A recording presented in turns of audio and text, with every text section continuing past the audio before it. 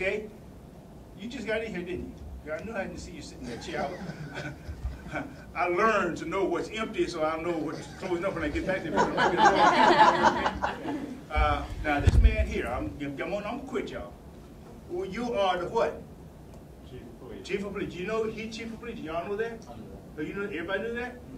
Okay. Well, what color is he? Huh? Pretty good, huh? Yeah, right. That's just when I was here. We didn't have any. We wasn't recognized. You couldn't do that. But now, along with him, check this out. He has a chief assistant, don't you? Yeah. Assistant chief. Is it present? Not They're not here, huh? Where's that woman? Where is she? Where's she? Oh, you mean my executive assistant? Oh, executive assistant. Okay. Yeah, Right. yeah. The president is here too. That's my boss. Help! President Cassidy, it's good to see you. My goodness. And I just told the students and faculty members and the rest of the social congregation here that you opted for almost an open campus in terms of equal opportunity, social adjustment, and the ability of your tolerance in having everybody understand that there is a need for proactive initiatives.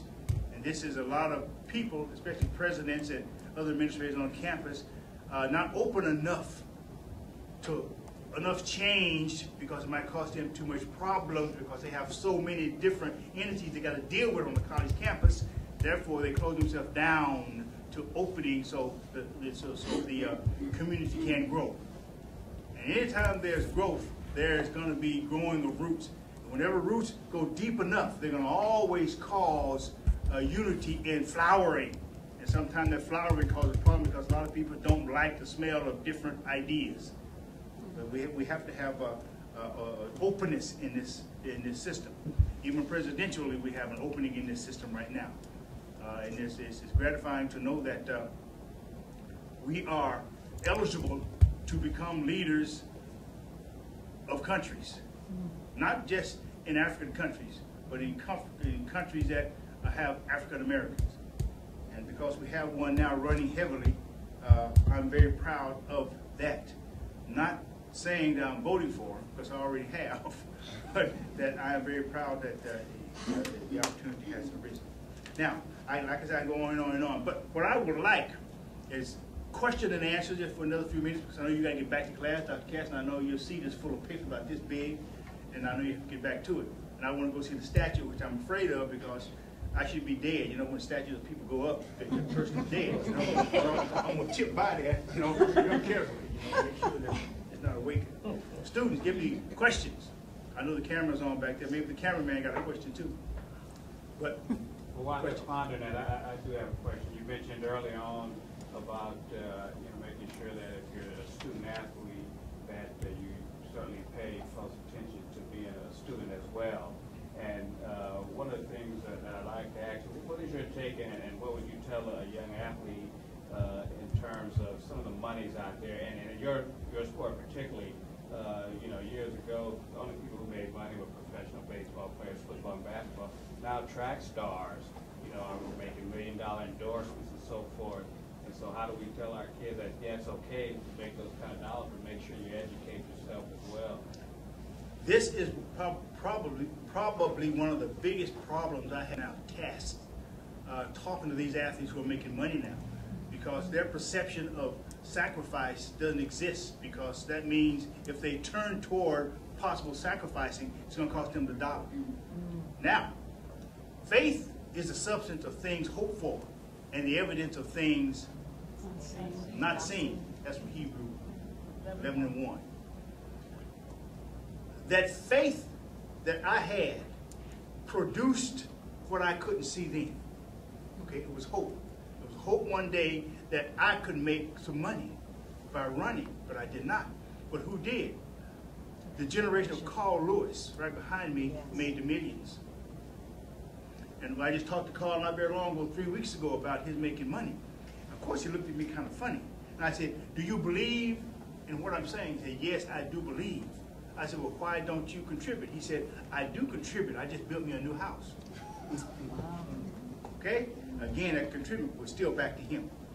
The responsibility of those athletes who make a lot of money is the return of what they have gained back to society from whence it came. Yes. And I'm still doing that type of talk with groups, not just our athletes, all over the world, because this is a global situation now. Yes. Not just in our country. Our country, yes, is very profound to us because this is where we are, and a lot of us won't leave these borders going to other countries to find out their problem. But human rights issue excites the idea that it is a human rights issue all over the world. But the liking of money, though, the need of money is very true. And it's a true statement that we all need money. And liking it is fine. Procuring the idea of having it in the bank is great. But the love of it is the root of all evil. The problem there is a lot of people don't believe in evil once they have money. But money buys evil if you love it and you hurt somebody else because you got it and they don't. You don't have to go out and give everybody your last dime. I'm not saying that. But you asked me the question about those athletes who got a whole lot of money because we made roads for them. Jesse Owens made roads for me. Jack Johnson made roads for him, and all the way down the line. So we got to understand the steps, the stairs. You was not once president, but you had steps to make you what you are. And by making those steps, it was in his mind that one day this is what he wanted to be. But he could jump out of the womb into the presidency. Okay? Ask any mother the problems of life. If your mother had there's no such thing as I can't. Once you say I can't, then you start doubting the doubt. Which are you? Now, if your mama had says, I doubt if I can have it. Oh, no, cut it off, quit. And stop having you when your head popped out, you wouldn't be here. Or you would be headless like most of us now walking around here. You know, just a big old head and nothing to deal with. Well, that was a long answer, wasn't it?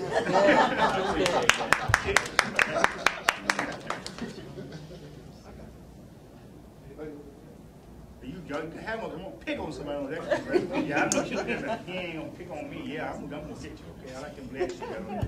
Tommie, could you talk about preparation, how it carries over, the preparation it took to be the athlete that you were, how that preparation carries over today?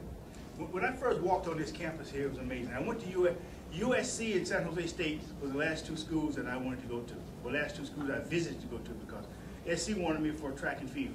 And I ran pretty good in high school, you know, All-American in 3 sports. Thank you very much for asking. San Jose State wanted me also, but I was recruited for basketball. Stu Inman at that time was the head basketball coach here. He later on went to become a part of, I think, the Trailblazers organization. I think he's still up there, Trailblazers. Me and OJ, we were in the same era. And follow this along, I'm very thin line now because I'm getting to a quick point here. I went to SC. Now I have 7 sisters. I'm at 1 out of 12. I'm right in the middle of it. I changed diapers. I had diaper change. I beat up on both ends. You know, the younger one beat me up, bit me or something, but I say peed on or urinated on. Neither one. Okay.